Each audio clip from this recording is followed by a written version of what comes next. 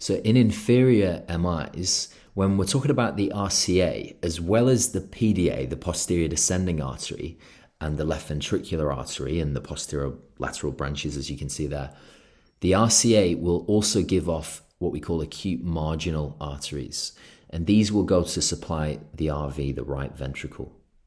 A proximal occlusion of the right coronary artery will cause infarction of the right ventricle.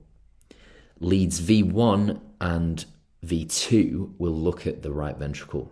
In the majority of cases of an inferior STEMI, there'll actually be reciprocal changes in V1 and V2. However, in the case of right ventricular involvement, there'll either be a lack of reciprocal changes or even ST elevation in V1 and V2. In a significant proportion of these inferior MIs, there will be right ventricular involvement. And a lot of clinicians will use right-sided leads in these circumstances just to demonstrate the involvement of the right ventricle. So V3R and V4R. It's important to think about because the mortality is higher in this subset of patients.